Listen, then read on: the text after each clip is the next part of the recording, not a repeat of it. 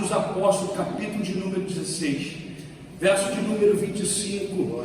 É uma palavra muito conhecida, eu sei que muitos conhecem, mas eu entendo que a Bíblia ela se renova todos os dias, porque nós sabemos que nós homens somos limitados, mas o Espírito Santo ele não é limitado, e a gente precisa compreender o que nós vamos ler agora, para que a gente possa entender que o que Paulo vai passar, eu e você não estamos passando. Eu vou repetir de novo: o que Paulo vai passar, olha para o teu irmão e diga assim: você não vai passar. Abra comigo, Atos dos Apóstolos, capítulo de número, cadê o fundo? Tem aí fundo? Vai entrar. Ô glória. Atos dos Apóstolos, capítulo 16, verso 25. Quem achou? Diga amém. Amém. Diz a palavra do Senhor: por volta de meia-noite, Paulo e Silas estavam orando e entoando o hino de louvor a Deus, enquanto os demais presos os escutavam ou ouviam. De repente aconteceu um terremoto tão violento que os alicerces da prisão foram abalados.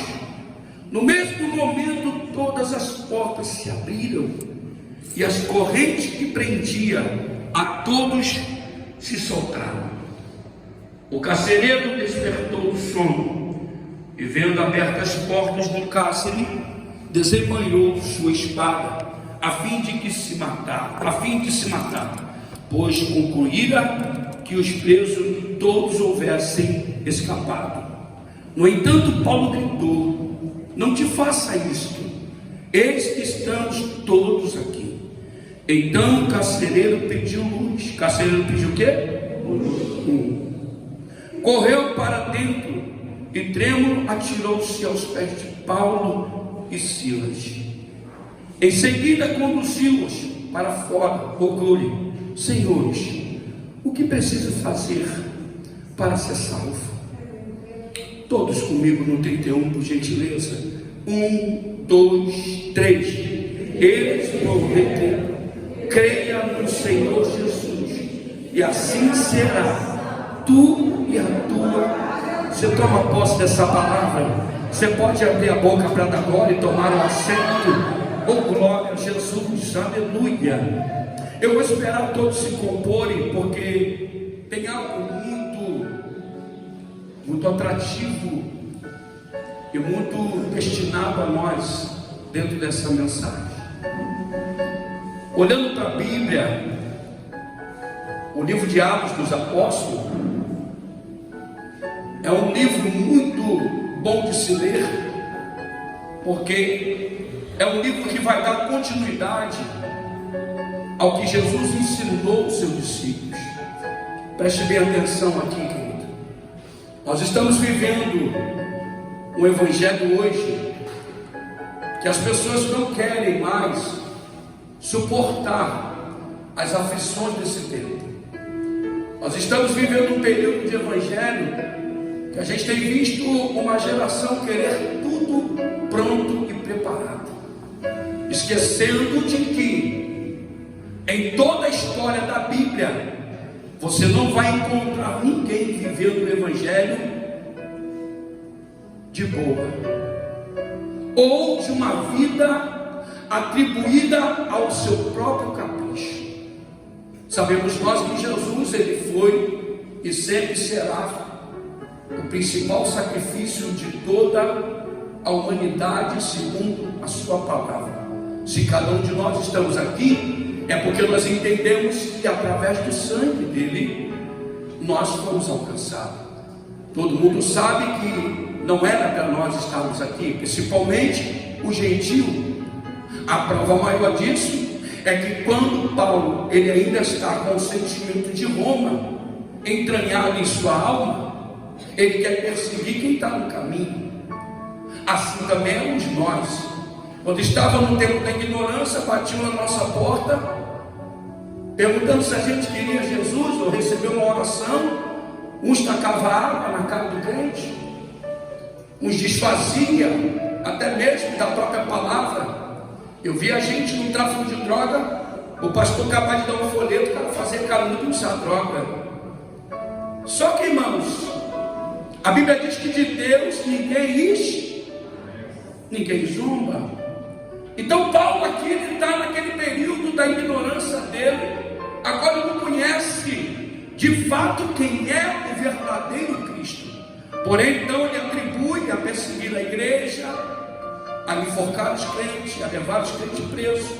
Só que tem uma palavra do céu para mim, para a tua vida, para que você entenda que nada do que está acontecendo aqui é por acaso.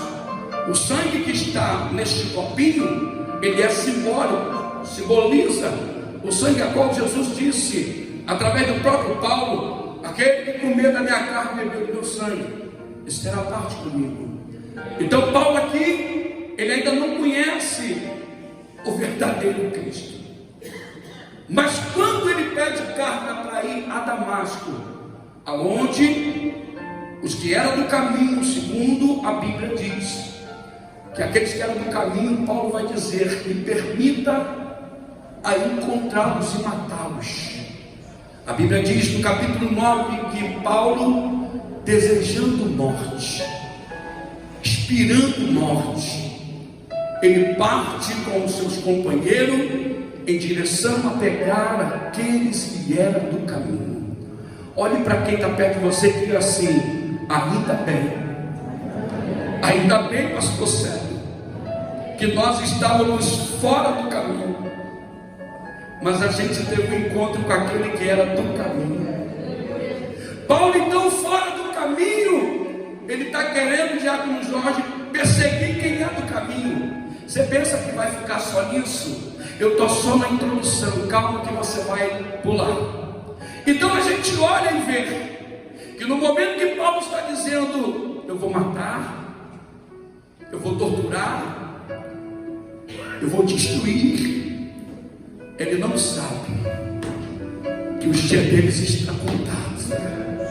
Ele não sabe que quem está indo de encontro a ele como luz é o dono da vida. Olhe para quem está perto de você e diz assim: tentaram te matar desde o ventre.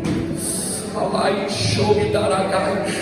Tomaram citotec, tomaram pílula, fizeram de tudo, te entregaram até para demônio. Mas quando ele disse: vou destruir, vou matar, Jesus começou a ir em direção. E quando ele começa em direção, tem problema, porque Satanás, ele entende que agora, onde Jesus chega e pisa, ele sabe que ele não tem autoridade, porque diz a Bíblia que no terceiro dia, Jesus, após ressuscitar, ele entrou dentro do inferno, tomando a chave da morte e tomando a chave do inferno. Lá, tem alguém lá atrás que já entendeu. Alguém estava dizendo: vou botar o nome na boca do sapo, eu vou matar ela, aleluia, com a cumbaria. Jesus estava chegando dizendo: Satanás, tu não vai ter mais permissão para fazer graça, tu não vai ter mais permissão para tocar em ninguém. A partir de hoje, me deixa.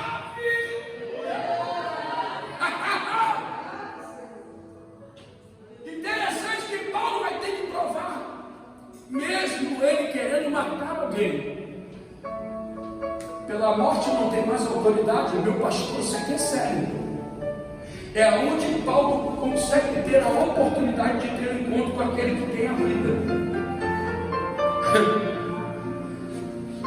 Quando Paulo cai prostrado em terra, a Bíblia diz que ele viu sobre o rosto dele um clarão, aonde ele perguntou: quem és? Quem és tu? E Jesus então diz: eu sou a quem tu persegue. Só que o que me chama a atenção, parece que a mensagem está lenta, mas não está não. Tu vai entender isso aqui. Porque o que me chama a atenção é que quando Jesus está dizendo para ele: sou eu, Jesus, a quem tu persegue, ele vai pensar em ter argumento e Cristo não espera. Cristo completa dizendo: duro será para ti recalcitrar contra os aguilhões, e tu saberás o que é padecer pelo teu nome. Olhe para perto de alguém que está do lado e diga assim: duro foi para nós levantar a mão.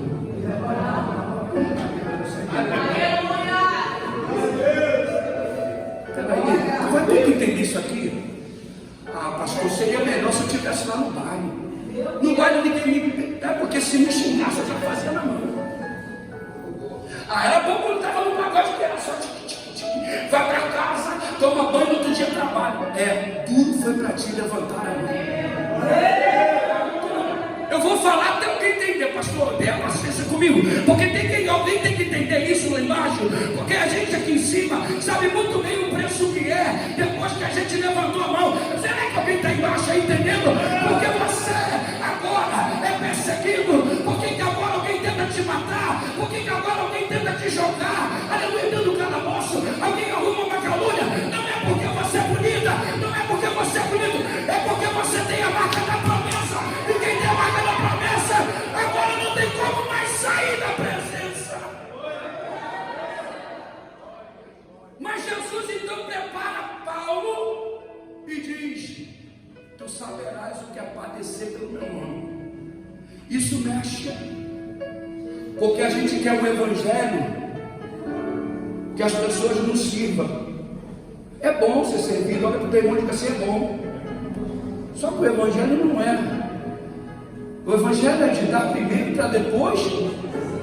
Então Jesus tem que falar isso aqui conosco, porque há uma promessa para cada um de nós. E por que a gente está se perdendo do caminho? Observe que na hora que Jesus relata para Paulo para onde ele vai, o camarada está cego. Mas como é que foi? É porque a Bíblia está dizendo que quando ele caiu, ele já estava selado pelo Espírito Santo. Quem tem o Espírito da luz não anda em treva. Vou melhorar que é para você abrir a boca. Quem tem o Espírito da luz, Jesus ele disse, quando vieram até ele, aleluia, em João capítulo de número 11, glória, eu amo isso aqui, porque alguém vai dizer assim: Jesus, nós acabamos de sair de Betânia agora, tu vai querer voltar para lá, rapaz? Eles são doidos para predejar a gente. Aí Jesus disse assim: eu vou voltar na hora certa, na hora que o Pai deu o sinal. Por quê? Porque voltando de dia, a gente sabe aonde está pisando, mas quem anda de noite está na terra, não sabe onde pisa e nem sabe onde anda. É Bíblia, palavra. Então Jesus aqui está dizendo: Paulo não está mais na terra, ainda que os olhos estão cegos, mas quem está guiando ele é o Espírito. E o Espírito pegou ele pela mão e levou ele até a lua, a casa de Judas. Só que precisava de alguém lá para confirmar que ele era o vaso escolhido. E quem é que Deus manda? Um incrédulo, uma pessoa que tem medo, uma pessoa que diz: eu já ouvi muito falar dele, não tem como eu ir lá não. Percebe que cada um de nós que converteu-se a Cristo, todos que estão aqui no início, teve sempre alguém que duvidou. Eu quero ver até quando ele vai ficar firme. Alguém está entendendo a mensagem? Eu quero ver até quando ela vai suportar. Não, está indo de boa, pega a Bíblia, vai para o culto, volta sorrindo. Parece que está tudo dando certo, parece que está tudo dando bem. Eu quero ver a hora que a coisa começar a apertar. Então aí agora Deus pega Ananias e diz: Ananias, eu preciso do seu favor. Eu preciso que você vá na casa chamada Rua Direita, a casa de Judas, onde tem alguém agora que está orando e está esperando você chegar lá, simplesmente para pôr a mão na cabeça dele, porque vai ter uma escama que vai cair dos olhos dele. Porém, ele já está selado com o Espírito Santo. E outra, ele não está falando outras coisas a não ser aquilo que é do céu. Ele está orando. Isso aqui mexe comigo, porque crente, quando se encontra mesmo de verdade com Jesus, ele não vai para a casa dos outros fazer fofoca, ele não vai para a casa dos outros querer arrumar intriga. Pelo contrário, quem se enche da presença quer andar com quem está cheio da presença. Só que Ananias está desligado. Tem crente que é desligado. Mas não tem como eu ir lá, não. Como é o nome do cara? É Saulo. Saulo não é Paulo agora. Não, mas eu já muito ouvi dele. Não. Olha o que Deus diz: vai, porque é para mim um vaso escolhido. Deixa eu correr, porque a história é linda. Eu começo a entender, gente, ministros que estão aqui, o cuidado e o zelo de Deus com a gente que não merecíamos estar aqui hoje. Vou repetir de novo. Eu, dentro desse texto eu consegui entender que alguém que Deus poderia matar, Deus está permitindo ter vida. E aí, Paulo então, já ciente e consciente de que ele vai padecer pelo Evangelho, ele vai se alegrar. Escuta isso aqui. Quem é que se alegra na tribulação, pastor Luciano Ricardo? Quem é que se alegra quando alguém está perseguindo, tentando defamar? Mas aí a Bíblia diz que a paciência, ela só é produzida pela tribulação. Paulo precisa então agora sentir. Olhe para cá. Eu acho lindo o que Jesus faz com a gente, Diácono Jorge, porque lá atrás a gente dava a volta nos outros, a gente contava história para os outros, roubava os outros, lesava os outros.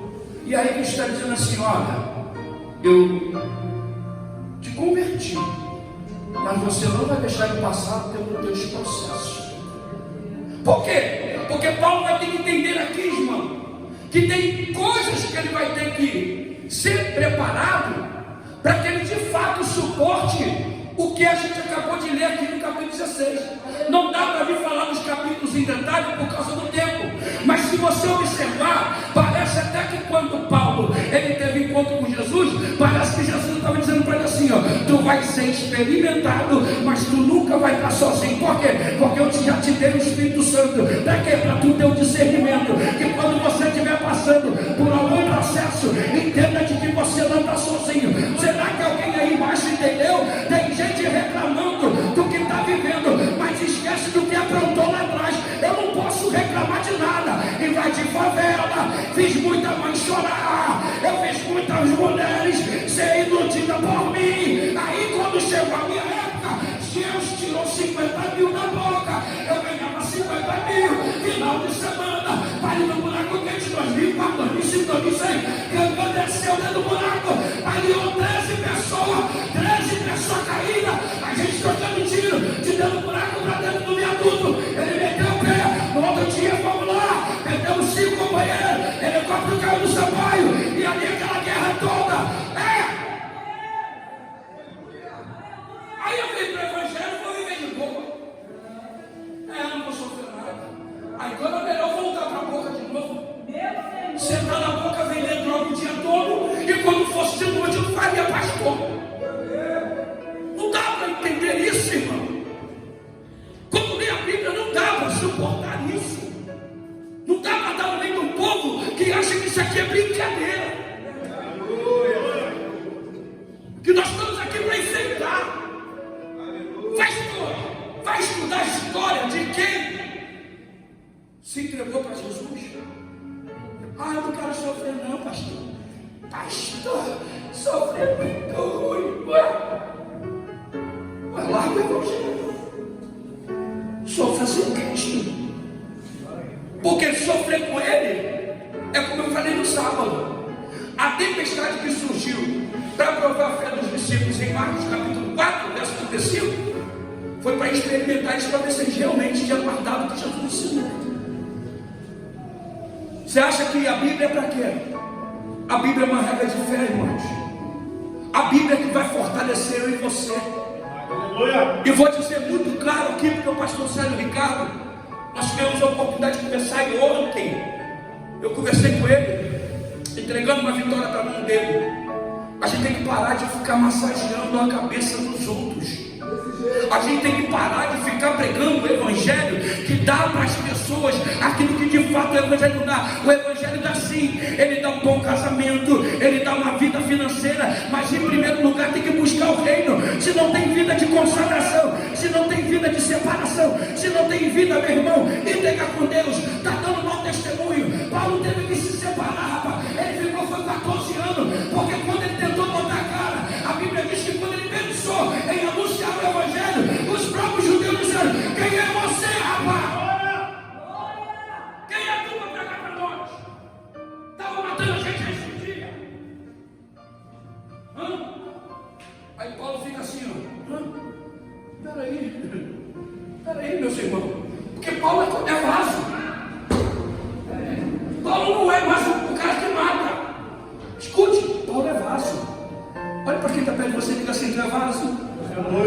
Fala para ela assim, então suporta.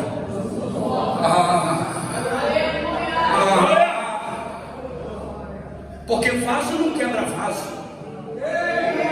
Eu não vi na Bíblia vaso quebrando vaso. E nem ovelha matando ovelha. Pelo contrário, ovelha gera ovelha. Quem mata ovelha é lobo. Quem derruba, aleluia, pastor é bote. Então Jesus está falando aqui nessa noite que todo aquele que tem o sangue dele, que tem a promessa dele dentro da sua alma, jamais quer destruir o rebanho, jamais quer matar o pastor, jamais quer acabar com a liderança. Paulo entende que o momento dele não é agora de falar, mas é de sentar para aprender.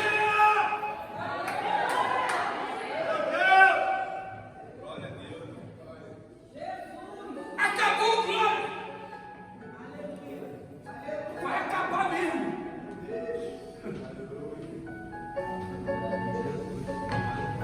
Muita gente está se levantando para falar sem ter experiência. Eu sou um tipo de obreiro que quando eu fui para a fé, eu cheio de carrapicho, camisa gola polo, cordãozinho, porque quando aceitei Jesus, foi com droga no bolso e cheio de fim de conta. Cheguei na igreja, achando que o mesmo ritmo da igreja era o mesmo ritmo do mundo. Quando o pastor falou para mim que Jesus era o caminho, a verdade e a vida, eu caí. E aí naquele momento, quando o Espírito Santo começou a trabalhar na minha vida igual a vida de Paulo, eu falei, mas eu quero ir embora. E cadê a força para sair do lugar? Não tinha. Escute. Aí de 9h40 até 1h40 da manhã, foi a hora que eu caí na minha real. Eu falei, onde eu estou? A minha esposa falou, você está no processo de libertação. Começou 9h40, você parou o culto, porque você manifestou os bancos, você revirou tudo. Eu falei, eu? Como sou eu? Estou todo cheio de dor, minha cabeça está doendo. Eu falei, vou embora para casa. Quando chego em casa, olho para minha geladeira, 8 Antártica canela russa, geladinha. Olhei para minha filha e falei assim, o que essas cervejas estão fazendo na geladeira ainda? Por que você não pegou essas porcarias e jogou fora? Ela disse, pai, como é que eu vou jogar? Ela tinha 8 anos. Pai, como é que eu vou jogar fora se o senhor não pode ficar sem beber um dia? Todo dia o senhor bebe, todo dia o senhor cheira, todo dia o senhor bebe, todo dia o senhor cheira. Eu disse, a partir de hoje, essas porcarias não vão ficar mais aqui na minha casa. Ei, irmão, levanta a mão para a tua glória, porque foi assim que aconteceu. A minha esposa não está aqui e nem a minha filha está, mas quando a minha filha olhou essa minha atitude, nem ela acreditou. Ela, mãe, meu pai não está bem, ele foi para esse culto e voltou esquisito. Eu falei, esquisito nada, pega tudo que é ruim e joga fora. Não tem mais Maria Mulambo, não tem mais a menina, não tem mais a chucadeira, não tem mais nada que é de ruim na minha vida, porque eu estou me sentindo uma outra pessoa. Aí eu peguei o pó. Aqui eu, fazendo prova de Deus, quero ver se eu estou liberto mesmo. Eu tinha essa liberdade na minha casa. Joguei uma trilha, pastor, em cima da mesa. Falei, agora vou dar uma. Vou dar uma? Aí eu falei, estou liberto da cocaína. Estou liberto da cocaína. Falei, pega, joga na pia. Irmão, tudo que era de ruim, eu fui tirando. Sabe por quê? Porque na verdade, quando nós estamos cegos, a gente acha que tudo que a gente tem e que o mundo nos oferece é o melhor de tudo, mas eu provei da dose mais forte, que foi a presença de Jesus. De repente, se eu fizesse um período de libertação e com pressa, de repente um processo ali de 9h40 até 10h30, eu poderia hoje ainda estar com um montão de demônio, mas o pastor foi sábio, ele disse com ele, não dá para fazer trabalho aqui no templo, porque o que ele tem é muito, legião, desce para o porão, leva ele lá para baixo, no primeiro andar de cima para baixo, foi aonde foi a libertação. E aí o que aconteceu, pastor? O que aconteceu é que eu fui para casa e depois de 3 semanas eu comecei a sentar na escola dominical. E quando eu comecei a sentar na escola dominical, o pastor falou assim, tu não vai ficar na escola dominical, tu precisa ser discipulado primeiro. Vamos para a mesa, discipulado, me botou na mesa uma pergunta que eu fiz ele me respondeu, é meio estranho, eu achei que era uma afronta, eu dei um pico na mesa, ele olhou para minha cara, ele levantou, botou o dedo, ele é PQD, reformado, ele botou o dedo e falou assim, olha, vagabunda lá fora, aqui na igreja quem manda sou eu, abaixo daquele que está lá em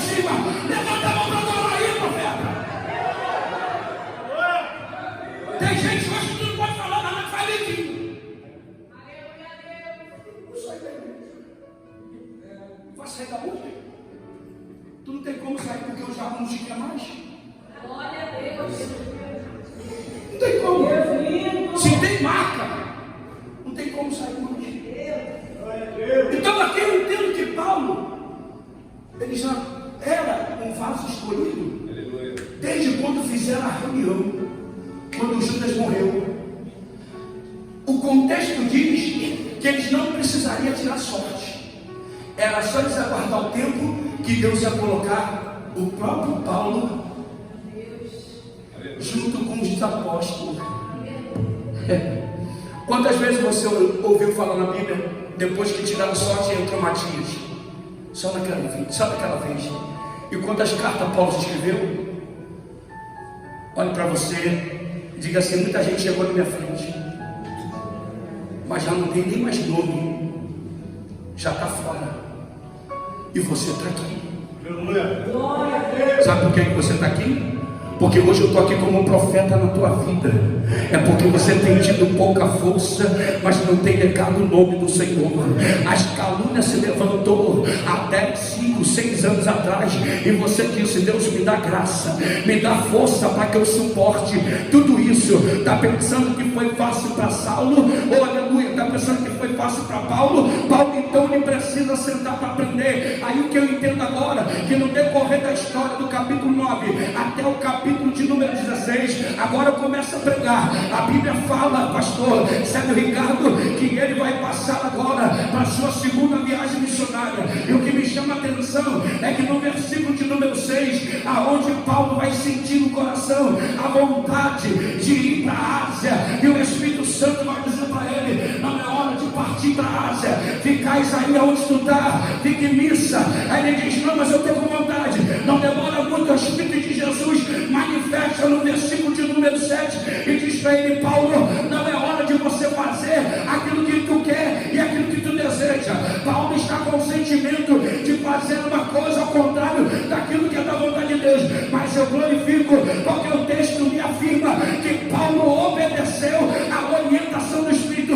Coisa linda eu aprendo aqui é quando a gente dá obediência primeiro à nossa liderança e também à presença de Deus. O Espírito Santo aqui nessa noite, ele está dizendo: quer receber bênção, quer receber vitória, se submete à obediência. Então Paulo aqui ele se submete à obediência ao Espírito. Ele consegue entender que é o Espírito. Por quê? Uma coisa é alguém que está ocupado demais, querendo fazer da forma que quer. Outra coisa é uma pessoa que tem sensibilidade de entender quando o Espírito está dizendo para ela: para um pouquinho, fecha a boca, saiu do culto, o marido está tribulado, não discute. E aí Paulo então entende, e aí ele fica na dispensação de Diácono Jorge. E a Bíblia diz que quando chega a hora certa, Paulo tem uma visão. Versículo 8 diz: Paulo tendo uma visão, olhando em direção ao outro lado, viu um homem dizendo para ele: atravessa a Macedônia.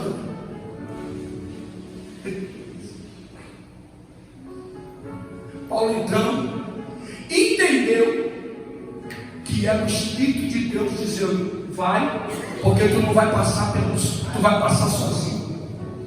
Paulo então, em obediência, ele atravessa. Olha para quem está perto de você e diga assim: Deus até revela o propósito. Fala assim: mas ele não vai revelar o processo.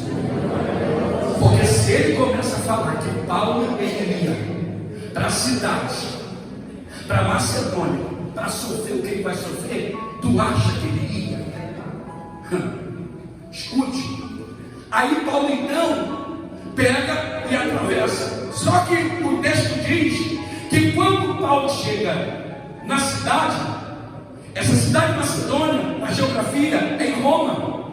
E aí Paulo então vai dizer para Silas: Silas, vamos separar e vamos colocar um lugar onde a gente pode orar, Silas. E diz a Bíblia que eles começaram a orar. Diga agora a Deus.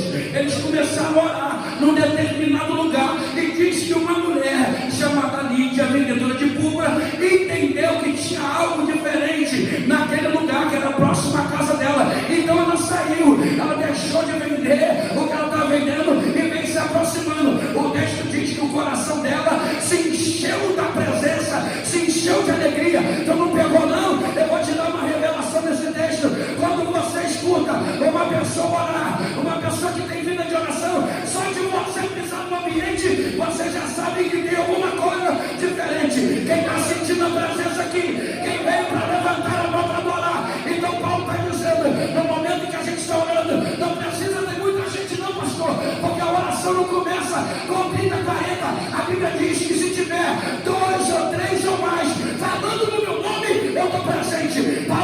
essa cena começa, e ali chega a Lídia, e a Lídia começa a dizer para eles: olha, o meu coração está aqui, vocês podem ir na minha casa? Coisa linda é a gente entender que quando as pessoas veem o Espírito na nossa vida, não somos nós que convidamos, é as pessoas que nos chamam para estar do lado dela. Pergunta para quem está perto de você: as pessoas querem você perto ou longe? Vou deixar a tua consciência trabalhar nisso aí. Então a Lídia fala assim: se achar graça na tua serva, pode começar um culto lá em casa. A Bíblia aqui diz lá no texto, aleluia, que quando eles começam o culto na casa de Lídia, a Lídia diz que toda a casa dela aceita Jesus. Dá para tu dar uma salva de palmas para Jesus? Ah, tu não pegou, não. Eu estou aqui com a palavra profética da nossa vida e tu não está entendendo. Diga para o teu irmão: vale a pena passar pela prova, vale a pena passar pelo escárnio, vale a pena passar até mesmo pela julgação do homem, mas tem certeza que o Espírito que está dentro de mim e de você é Ele que conduz as almas até cada um de nós. E o texto diz que Lídia e toda a sua casa recebe Paulo e Silas. Só que Paulo é missionário. Paulo não fica preso ao lugar. Ele diz: eu não estou no Evangelho por causa do homem. Quem me convenceu foi o Espírito. Aí Paulo então diz: Senhor, vamos dar uma volta. Já que estamos aqui, vamos dar uma volta. Diz que eles vão à praça. Quando eles chegam à praça, que é terrível, Diácono Jorge, eles começam a pregar e levantar uma oração. Aí uma menina que está lá, tipo cartomante, revelando que não é verdade para os outros, espírito de adivinhação, começa a se aproximar de quem está aí na presença. Oh, que maravilha! Ah, que paz que eu estou sentindo! Meu Deus, a minha mente está abrindo. Paulo não fala nada. A menina sai. A Bíblia diz que foram 3 dias de oração. Aleluia. No terceiro dia, a Bíblia diz que Paulo, percebendo que não tinha um espírito de verdade nela, chama ela para perto e diz: posso fazer uma oração com você? Ela se curva e diz: pode. Ele coloca a mão em direção a ela, e quando ele percebe que a oração está trazendo resultado, a Bíblia diz que ele percebe que o que está nela é de mentira. Então Paulo diz, como Jesus falou para aquele endemoniado: sai. E ela se tornou uma pessoa como eu e como você hoje, em sã consciência, começando a reconhecer de fato quem somos nós, que nós não nascemos na mentira, mas que nós fomos produzidos pela verdade. Eu vou melhorar, que é para você dar um glória a Deus. A tua mãe, quando ela te educou, aleluia, no princípio do teu nascimento, tudo que ela falou, quando era para falar sim ou para falar não, ela estava dizendo para você como era a vida. Só que você cresceu, eu cresci, e a gente começou a fazer escolha, começamos a andar por caminhos tortos e começamos a adquirir dentro de nós conversas de mentira, coisas que produziam somente coisas negativas, e começamos a então a errar perante aos olhos de Deus, e começamos a dar ênfase àquilo que de fato alimentava a nossa carne, porque o Espírito não tinha como habitar, porque o Espírito só pode habitar quando a verdade prevalece. Quando a mentira está dentro, ele não tem como habitar, porque primeiro sai a mentira para depois habitar a verdade. Já estou terminando. Então aqui o texto é bem claro em dizer que quando a menina é liberta, isso me chama a atenção, porque Paulo não está ainda ciente do que ele vai enfrentar. Ele está pensando assim: meu Deus, começamos a orar na beira do rio, deu tudo certo, apareceu uma serva do Senhor, nos chamou para ir para a casa dela, os filhos foram, aleluia, levantaram a mão para sentar. Já viu o momento que a gente vive? Já viu esse momento, meu pastor? Já viu o momento que a gente está fazendo a obra de Deus, está tudo dando certo, nada acontece? Quem já viveu isso aqui? Levanta a mão. Irmão, se tu não viveu, tu vai viver. Tem hora que tu está pregando, tem hora que tu está culto de libertação, marcha, roda, mas está tudo bem. Paulo então está pensando: Deus é comigo. A menina volta. Só que quando a menina menina volta, ela não vem sozinha. Aleluia. Por quê? Paulo entrou num sistema. E uma vez que você entra num sistema aonde a mentira quer imperar, escuta, você vai arrumar vento. Já viu um vizinho que ama botar funk? Mas hoje você não escuta funk, hoje você é de Deus. Se você botar louvor, está escaleciando a cara dele para reclamar contigo. Mas quando ele bota funk, você vai falar, já joga na tua cara. É assim que é crente, é assim que vai acontecer aqui. Paulo então, ele está dizendo, poxa, está tudo certo em Silas.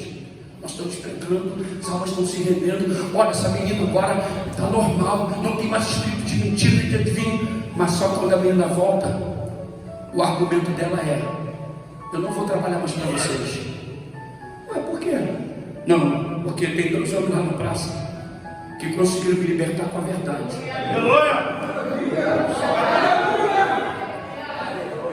E se agora eu conhecer a verdade, Diácono Jorge, eu não quero mais praticar mentira. Eu não quero mais trair meu marido. Eu não quero mais levar meu filho para a fruta de engano. Eu decidi mudar. Mas o que eles estão falando? Eles estão pregando um costume que não é de Roma. Só que eles não estão reconhecendo quem fez o milagre e cura da menina, que Paulo é romano. Paulo prestava favor para eles. Só que Paulo agora está transformado. Ninguém vai lembrar mais do unção da mangueira. Ninguém vai lembrar. Quando eu vou pregar, às vezes as pessoas ficam assim: quem é esse camarada aí? Aí eu com 56 anos eu começo a pregar e começo a contar um pouco da história. Aí o pessoal parece que começa a cair a ficha. Alguns da época, né? Aí começa a dizer: rapaz, eu lembro disso aí, eu lembro. Então, Paulo não sabe do que está esperando. Só que, irmãos, fazer a obra de Deus nem sempre vai ser da forma que a gente quer. Então o que acontece aqui? Paulo então vai confessar que de fato o que eles estão pregando é contra o sistema de Roma. É um Cristo que eles mesmo pegaram e crucificaram. Só que ele deixou testemunha. Quem é a testemunha de Cristo aqui?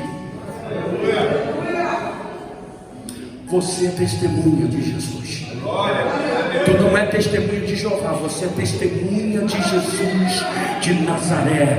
É ele dizendo: eu não vou me submeter ao sistema, porque o que está dentro de mim é maior do que o que está no mundo. Você pode levantar a mão para dar glória. Olha para o teu irmão e profetize para ele. Diga para ele: se você apanhar hoje, se você sofreu hoje pelo Evangelho, não fique triste e não fique abatido. Sabe por causa de quê? Porque as marcas que vai estar em mim, as marcas que vai estar em você, Jesus já levou sobre ele e sobre a sua pisadura. Nós fomos sarados, porque vão matar o corpo, mas olha, a tua alma, o teu espírito, ele já tem o lugar certo. Levanta a mão para adorar. Eu estou com vontade de dizer isso aqui para quem entrou nessa noite, Diácono Jorge. Tem gente que tem medo do homem matar a carne, mas ele está dizendo: tenha medo daquele que mata a tua carne, o teu corpo, e aí não lança a tua alma no inferno. Esse é que você e eu temos que ter medo. Então Paulo entende que depois do que ele vai sofrer a chibatada e é colocado no calabouço ou numa prisão interna, o que me chama a atenção é que quando eles estão presos, eles estão com os pés e com as mãos amarradas no tronco. Só que o diabo não percebeu que a única coisa que poderia impedir um crente de invocar o nome do Senhor é a boca.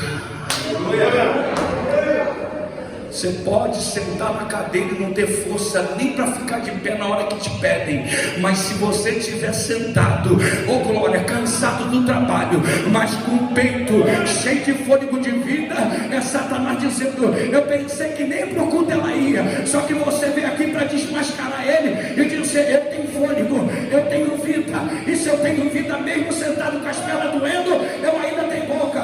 Paulo, nós estamos presos. Paulo, está tudo doendo. Silas, eu também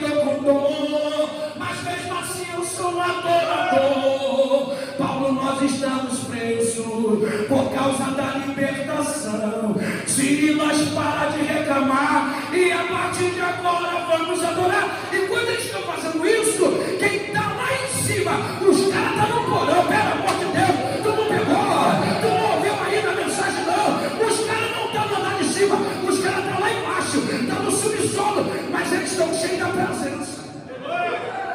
Olha para o teu irmão e diga assim: não importa o lugar que você tem. Porque quando um crente abre a boca para começar a falar com Deus, quem é a treva vai começar a dizer assim: olha, tem uma coisa errada aqui. O espírito de briga está saindo aqui. Então os camaradas estão no andar de cima, Jorge, diácono, escutando o que está acontecendo embaixo. E o que vai acontecer? A Bíblia diz que meia-noite as cadeias se rompem, o terremoto acontece. Peraí, aconteceu porque alguém está em cima?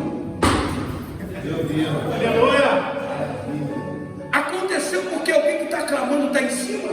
Não. Aconteceu romper porque quem está amarrado nos céus, irmão. Você não pegou? Bobo é aquele que fica pensando que quando os outros falam assim: ih, querida, para de orar. E do jeito que você está, é fraquinha. Deus não está nem ouvindo. Quem foi que te falou isso? Quem é que te falou isso? O inimigo? Porque a partir de agora tu vai entender que Paulo e Silas, mesmo machucado, ferido com muita dor, eles não deixaram de falar do amor de Jesus, não deixaram de orar, não deixaram de clamar. E o que me chama a atenção, irmãos, para a gente poder ir embora, é que na hora que o cárcere ele começa a mover diante da oração do propósito, a Bíblia diz que o carcereiro está dormindo, mas é interessante que quando todos saem, é a hora que o carcereiro vai abrir, é a hora que Deus faz assim, ó, no carcereiro, também estão nele, quando ele olha e vê a cela cheia de fumaça, porque na hora do terremoto, ele não foi abalado, tu não entendeu? Na hora do terremoto, na hora de Deus libertar o teu filho, na hora de tirar teu marido, Satanás não vai ter nem tempo de poder ver o que Deus vai fazer, porque vai ser muito rápido o que Deus está fazendo na tua casa hoje. Levanta a mão, vai ser muito rápido o que Deus vai fazer na vida do teu marido, vai ser muito rápido o que Deus vai fazer, não terá tempo de Satanás sequer pensar nisso. Mas quando ele se depara, ele olha e pega a espada, e o texto diz que quando ele pega a espada para tirar a sua própria vida, Paulo grita, cheio de dor, cheio de marca, com os outros companheiros de outras celas: homem, não faça tal coisa, todos estão aqui. Você não entendeu não? A Bíblia diz que a oração do justo, ela pode muitos seus. Pare de ficar com medo de orar quando tem uma briga na avenida que tu mora, porque é no momento que um crente se levanta para orar é que Deus traz a paz no ambiente.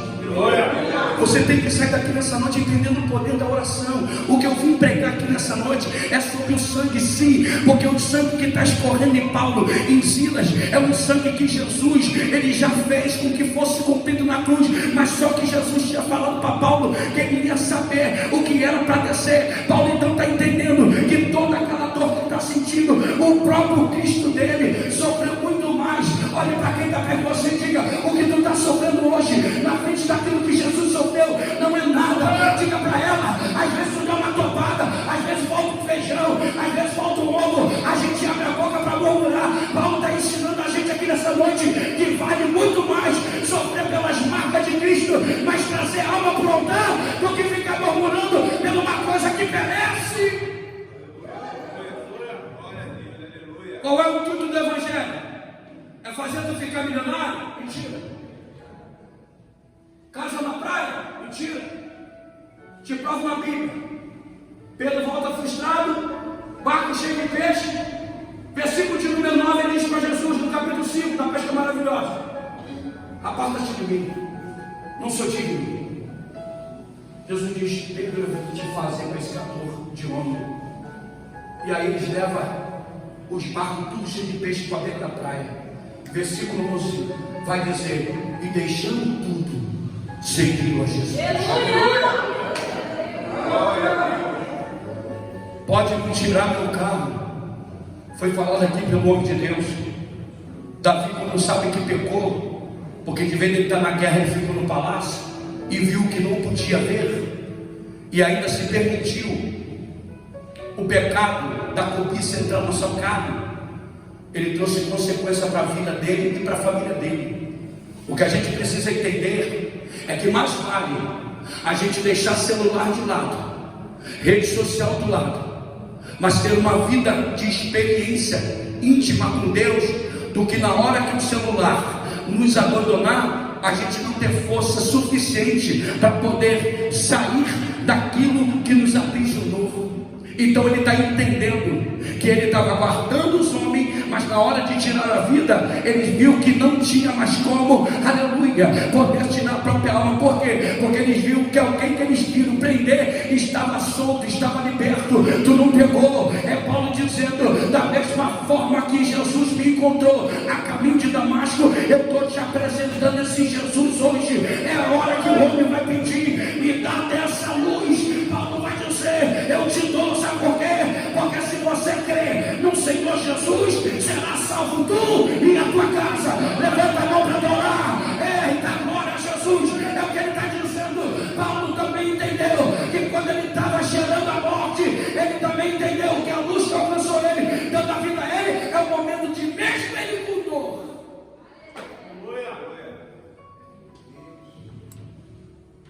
Peraí, deixa ele matar, deixa ele se suicidar, problema.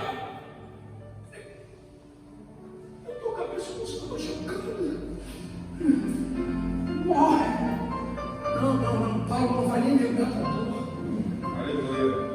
Porque quem tem amor a Cristo não guarda a sequela do passado. Glória a Deus, aleluia. Quem tem amor de Jesus, quem de fato entendeu que o Evangelho é para você chorar pelas aqueles que te odeiam. Você para, sabe, irmão, estou em 15 anos no Evangelho, olha, mas depois de uma etapa que eu vim vivendo, depois de um abandono, eu querendo dar amor, eu estava na igreja, aí os irmãos pecavam, aí um dia eu fui para o monte, cheguei no monte, quando eu falei para o Senhor lá no Sete Cabeçais: Senhor, eu estou igual Jeremias, eu estou chorando pelo povo, mas o povo não quer nada, o povo entra na tua casa, eles brincam, sapateia, roda, mas vai tudo embora, e quando chega no final, continua eu e minha família, somente de pé. Daqui a pouco tem um caído, eu vou ter que ir lá recuperar, trazendo isso que eu estou confessando para Deus, a minha dor, o meu sofrimento. Deus abre a palavra e me permite a ler, como ele falou com Abacuque: Abacuque, sobe na torre de vigia. Por quê? Porque quando você olhar da forma que eu olho para a terra, você vai parar de sofrer. Sofrer pelo povo que não quer. Parece que quando a gente não atende, nós somos ruins. Mas a verdade não é essa. Porque a palavra do Senhor diz, e foi Jesus que falou: ide por todo mundo e pregar o Evangelho a toda criatura. Aquele que crer e for batizado será salvo. Aquele que não crer, o Evangelho não é feito de barganha. O Evangelho é feito de crer. Aleluia. Se você crer e for batizado, será salvo. Se você não crer, já está condenado. A gente tem que parar de ficar com choramento. A gente tem que ser um povo mais forte. A gente tem que ser um povo mais, sabe, sustentável pela palavra, para que quando chegar nesse tipo de crise, a gente não ir para o Facebook e desabafar na rede social, aonde as pessoas não vão entender a tua dor. E ainda vão caçoar de você ainda, vão debochar de você. Falei? Estava na mesa de oração. Coitada, não está falando na tua cara, mas está metendo malho pelas tuas costas. Quem está entendendo isso? Então a gente tem que sair daqui nessa noite curado, gente. Precisamos curar as nossas feridas, nossas almas. Porque Paulo está numa situação complicada, mas ele não está desejando a morte do outro. Sabe por quê, pastor Sérgio Ricardo? Porque eu entendo, foi o que eu falei para o senhor antes conversando, que quando a gente passa pelo período da ignorância de fé, a gente erra muito. A gente enche a igreja, mas daqui a pouco, por não ter o dom da palavra, a gente bate no povo, o povo vai embora, some. Daqui a pouco a gente está lá no altar chorando. Meu Deus, por que o povo foi embora? Você está dizendo que não está sabendo lidar com a Bíblia, não está lidando com a palavra, que está batendo do jeito que tu quer. Então eu tive que passar por essa experiência para hoje. Deus está soprando meu nome. E no momento que eu fiquei praticamente 3 anos, foi quando Deus me levou no centro de catequese. E quando eu abri a bolsa do pedido de oração, tinha para mais da metade de papéis abertos. E eu olhei para aquilo na fogueira e falei: Deus, mas estava tudo dobrado. E por que está aberto? Deus fala: olha, lê o que está no pedido. Sei por que eu estou falando isso. Deus falava assim: olha o papel. Pegava o papel, o pastor Sérgio Ricardo, os irmãos, começava a ler. Aí uma lésbica querendo a outra, dentro da igreja. Pastor. Um irmão com 2 mulheres, era no preto da porta. Era assim, gente. Aí Deus me feriu, me botou 20 dias evacuando. Minha esposa olha, 30 anos comigo, limpou meu vômito quando chegava a Bíblia. E hoje essa mulher é extraordinária. E ela sempre me alertando dentro da igreja: olha, você não está fazendo o que Deus quer, você está fazendo a tua vontade lá na igreja. 220 metros. Só que ninguém tinha compromisso com nada. Até que um dia Deus me feriu. Eu fui para o centro de catequese, vi como se a cruz caísse no meu peito. E aí Deus falou para mim assim: poderia te matar agora. Me fez eu contemplar uma tenda azul caída, queimada. Eu perguntei: e essa tenda? Deus disse: há 3 meses atrás eu matei um casal aqui em cima. Isso tem 4 anos atrás, gente. Eu só tenho 6 anos de pastor presidente. E a igreja que eu fui formado, acredita ou não, foi no campo do Ninho de Vasconcelos. Saudoso pastor Fernando de Paula. Esse pastor, ele me fez o homem que eu sou hoje. Aleluia. E aonde eu for, eu vou carregar esse testemunho para a minha vida. Porque com 3 meses ele me tirou de uma congregação e disse: tu vai viajar comigo, vou te levar para fazer viagem missionária. E tudo que aquele homem falava com experiência, sabe, de maturidade. Eu era um menino que eu sentava, já com uma idade de quase 50, mas eu sentava para ouvir as experiências dele, os conselhos que ele me dava. Por isso que eu nunca me desviei. Por isso eu estou aqui até hoje. A minha casa está até hoje. Porque quando ele disse: creia no Senhor Jesus e será salvo tu tua casa, hoje eu e minha casa estamos servindo ao Senhor. Que Deus abençoe a cada um de vocês. E eu peço uma linda salva de palmas. Pastor Sérgio Ricardo, não tenho palavras a cada ministro que está aqui. Que Deus continue abençoando vocês. Mas a palavra que Deus colocou em meu coração foi essa palavra. Vem cá, meu pastor, rapidamente. Gente, amanhã, a partir